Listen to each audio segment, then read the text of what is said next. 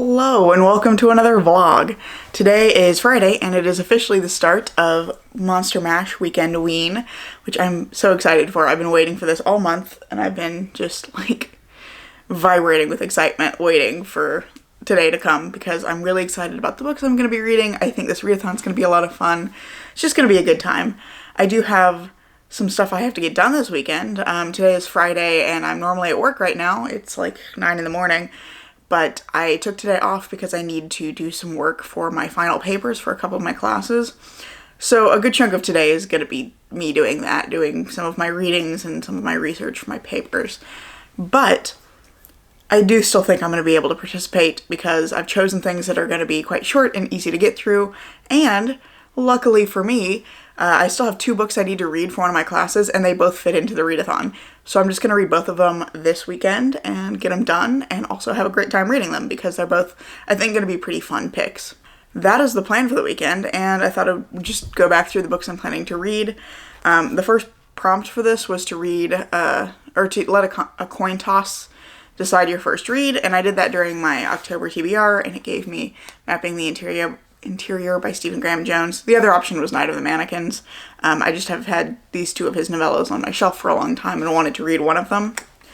And then there's a prompt to read a graphic novel or manga or an audiobook, horror or thriller. And I've chosen to read Uzumaki because it's the last Junji Ito I have on my shelf that I haven't finished reading yet. Or even started yet, really. I haven't read at all. So, got those 2. And then I was originally going to read Nightmare Fuel by Nina Nesseth for Monster, but I'm actually instead going to be reading Dead Until Dark by Charlaine Harris because my class on Southern Gothic literature is going to be reading this book and watching the first few episodes of True Blood. So that's for next week, so I need to go ahead and read that. And since it has vampires in it, I think it'll work beautifully for a book with monsters in it. And then the other prompt that I'm replacing is to read a book in the dark, which I was originally going to use The Hungry Earth by Nicholas Kaufman for, and I'm actually now going to be reading The Bayou by Arden Powell, which was actually my suggestion for my class. We had 2 weeks of class picks where we all got to suggest stuff and then vote on what got picked, and I was excited that one of my picks got picked. So anyway, I'm going to be reading that, which is a novella, a gothic horror novella set in 1930s, I think, Louisiana, about a guy who knew a girl who went missing when they were younger and everybody thought she got eaten by alligators, and then 20 years later people are going missing again but bodies are not being found, and so something is clearly wrong. While all of this is happening, an outlaw walks into the main character's life and kind of insinuates himself there. And so the character is dealing with that, and there's also some sort of entity that is beginning to creep out of the bayou. All of that sounds great. I'm really excited for it, and it's pretty short. I think it's 130 to 150 pages. It's not very long. So I'm pretty excited because I think all of these are going to be very doable this weekend, even with working on my papers.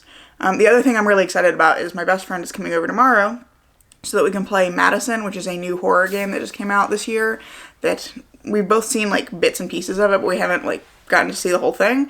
So I bought it, we're going to play it, and it looks like it's going to be really scary fun. So looking forward to that. And then Sunday, she's running a kind of spooky D&D light game for me and a group of our friends. So this is just going to be a really fun weekend because I've got good book content. I'm going to get some progress on my homework, and then I get to do some fun spooky video game stuff and tabletop RPG stuff. So yeah. This has been just the weekend I'm most excited for, I think so far this year. It's just going to be a good time. So that's the plan. I'm going to go start out by getting some breakfast because I haven't eaten anything yet and try to get some of my work done. And then I think I will take a break later and read Mapping the Interior when I need some rest time for my brain. So that's what we're going to do.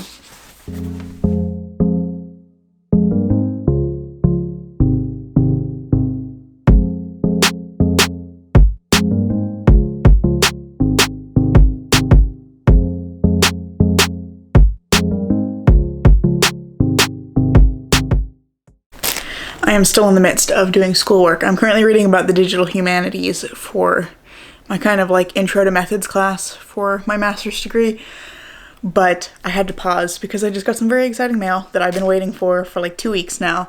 I ordered yarn rather, Mom ordered me yarn. She ordered this as like an early part of my Christmas gift because she does this thing that's like something you want, something you need, something to wear, something to read. And so usually I get like some useful stuff, one thing I want, a book or two, and something to wear. And this year, instead of like an actual clothing item, she let me order some yarn from one of my favorite yarn companies, Sweet Georgia, out in Vancouver, that I'm gonna use to make a sweater. So it's something to wear, but it has to be constructed, some assembly required. But they were having their Shocktober sale, and there's this yarn color that I have been eyeing for literally years that I've been wanting to get because I think it's going to be the perfect yarn color to make Andrea Mowry's Wool and Honey sweater, which I've never made a sweater before, but I'm going to try making my first sweater very soon. I need to finish the project that the needles I need are currently on, which I'm pretty close to done with at this point, and I'm going to make a different sweater first, but this was just a great opportunity to get the yarn, and so this was like a very early part of my Christmas gift this year because of the sale. But I just wanted to share it because it's like, it's so pretty. This lighting is not doing it any kind of justice, but like, let me pull it out. That's a horrible sound, isn't it?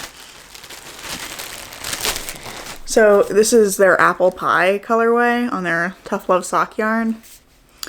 It's just such a pretty shade of yellow. It looks a little orange on the camera here. Hopefully it'll look a little bit better on the screen once I go to edit. But yeah, it's this like gorgeous deep yellow color that I've been just eyeing for ages. And I am so excited because now I have all the yarn that I need to make a Wool and Honey sweater, which I've been wanting to do for quite a while now.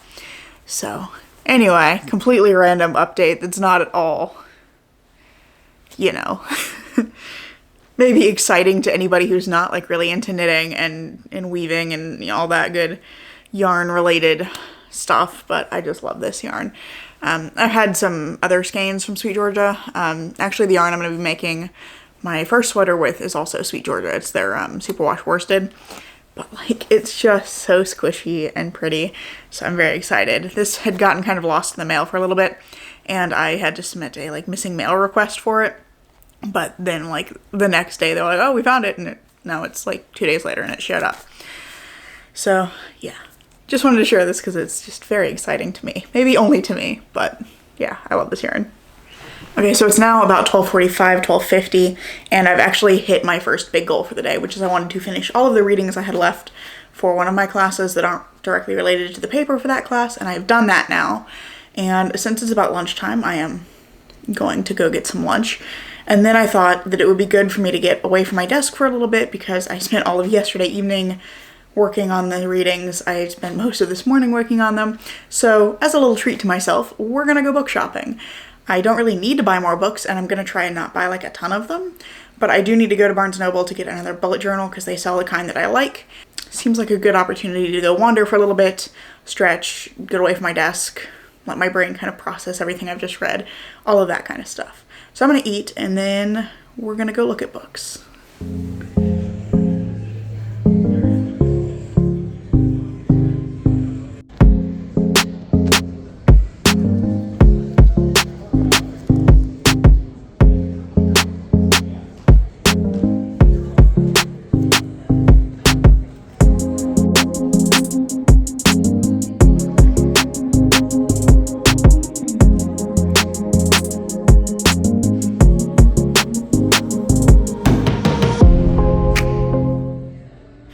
I'm starting to realize it looks like I just never leave my desk, and to be honest, right now that's kind of true. Like, school time, I just never leave my desk. I'm here all the time. But in a shocking twist of events, I left Barnes & Noble empty-handed. That, like, never happens. I always buy something when I go in there, and I didn't today. For one thing, they didn't have the notebooks that I like for my bullet journal for each year, so I'll just, like, go back and look some other time because at the moment they're actually in the midst of reorganizing everything, so the whole store was kind of a mess. The notebooks were split across like a bunch of different tables that were marked as like Christmas gift and organization stuff, and like the fantasy section is like partially here and partially over there, and Yeah, so it was just hard to find anything, and I wandered for a while after realizing that they didn't have the notebooks I wanted. I did find a copy of Leech by Hiron Ennis, which I would like to read, but I think I actually want to get the audiobook version of that because I really like the narrator, which is Abigail Thorne. So I'm probably going to go audiobook for that one. And yeah, the only other thing I was looking for was loot. How? Pumpkin! Dude, that hurts. If you want to come up, you can come up in front of me and I'll hold you. Let's hold this naughty little guy so he has the attention that he craves. Anyway, the other book I was looking for was Loot by, what's the name? Robin Thorne Harris, I think. Or no, that was I got it wrong last time too. Jennifer Marie Thorne. I don't know why I have that name so wrong in my head, but Jennifer Marie Thorne has this new book out called Loot that's a horror book that sounded really interesting. And I went looking for that as well, and it said they had it online, but I genuinely didn't know where to look, so I didn't try that hard either. But yeah, no books for me today. So with that being said, I decided to come home and work on some of the other reading I need to do. And I was debating because I have some reading to do that's like research for my papers, things that I pulled aside that I need to read and take notes on and start working on papers. But I also have a couple of books that I still need to read for one of my other classes because those are the primary texts that we're going to be talking about in the last couple of weeks. So what I've decided to do is go ahead and start on those and give my brain a break from the academic stuff because that was what I read all morning. And the first book I need to read is Dead Until Dark by Charlotte Harris, which I'm using for I think I said this earlier, but I'm using it for the A Book with a Monster in It prompt because it's vampires. So I think that works perfectly, and I'm excited to read this because I've never read any of these books before. I've also never seen the TV show, so I think this is going to be a fun experience. So I've got my Kindle here, and I am going to settle in and try to read as much of Dead Until Dark as I can manage. I'm only like 10 pages in. Oh, delightful. Here we go. I'm only like 10 pages in to Dead Until Dark. What the fuck is this book? Like, it's so strange. Just right off the bat. You have this kind of like, I'm not like other girls kind of protagonist who's weirdly obsessed with vampires, but isn't really treating this one as like a person, weirdly. Also, she can read minds. There's something to do with like vampire blood being used as a drug because it like relieves symptoms of illness and also increases sexual potency. And so there's like that. So like there are people who are like criminals who like drain vampires of their blood. And I'm just like, how do they catch them? Like the vampires here must be really weak if like random people are just like catching them. And anyway, there's just like so many very strange things happening in the first chapter. We get like introduction to a vampire. I'm not even done with the first chapter. We get the introduction to a vampire. Sookie is like weirdly obsessed with him. She keeps referring to him as my vampire, and it's like, no, not yours per se, ma'am. And then like she finds out some of the diner patrons are vampire drainers. So these criminals that drain vampires of their blood. Because she can read minds, and she keeps referring to that as a disability, which is kind of grating on me. I really don't like the way that that is being used in this book. She's just strange, and I don't know. It's just like this weird tonal shift constantly between like Sookie's monologue and like the things that are actually happening. It's just bizarre. I'm on page 12. Anyway, I'm gonna go read some more so that I can finish this for class and go watch the TV show, which I've heard is better. I still haven't left my desk, but I have changed shirts, so you know that time has passed. It's actually Saturday evening now. I spent most of today finishing Dead Until Dark. I was accidentally up until 2 a.m. reading it and talking to some of my friends on Discord about it, and then I finished it just a little bit ago. It is such a weird book. It's such a weird book. I think my main problem with it is that Sookie really doesn't make sense as a protagonist for this book. Because, like, yeah, she's a telepath and stuff, but, like, most of the plot stuff is just not happening to her. It's all happening into the background. So most of the book is just, like, all of the ups and downs of Suki's relationship with this vampire Bill, and there's like a mystery plot happening, but she's not really that involved with it. It's just kind of like happening in the background, and so it occasionally comes to the foreground and she gets involved, but ultimately it just felt like a very strange book because it felt like there was a plot that we weren't seeing, and so all of the stuff going on with Suki and Bill was just entirely based on stuff that was happening with Suki and Bill. So it wasn't like they were doing anything as a part of the plot that was kind of driving their relationship in any way. Also, they, like, the romance is so fast. Like, she meets him, like, 3 times and is already like, I'm in love with him. So yeah, it was just a very strange experience. I think the pacing was pretty bad, and it was just not that interesting, but at the same time, like, it was so wild, weird things kept happening, and so I kept reading, and that's how I got absorbed and stayed up until 2 a.m. reading it. So yeah, it was just a very strange experience, and it's not one that I think I would recommend, but I am curious to see how the show is in comparison, because I've never seen True Blood. So I'm curious to see if that's better or about the same or what it's like. I'm not sure what I'm going to do next. I had a friend who was going to visit, but she has unfortunately come down with a migraine, so I'm not going to be having company this weekend, so now I have a bunch of time to myself that I'm not sure what to do with. I guess I'll probably go read some more. I might read Uzumaki, maybe, because I'm kind of tired of looking at a screen. And then I also have another book I need to read, not for this, not for Weekendween, but I have an arc that needs to be finished because it comes out on Tuesday. So I need to finish reading that so I can review it. So I'll probably do those things and maybe do some more research because I read Dead Until Dark for a class, but that means that I have not had a chance to read any of the research that I have kind of pulled together for a couple of my papers, which I was hoping to tackle at some point. Gonna do some mix of those things, not sure exactly what yet, but I will check back in with you once I've decided what I'm gonna be reading next. Allie, would you like the window open, sir? I think he wants the window open. Hey, Elwood! I'm gonna go open the window for him. It's now Monday morning, which is Halloween, so happy Halloween. I haven't updated since I think Saturday because yesterday my friends and I were playing a tabletop RPG thing that one of my friends wrote.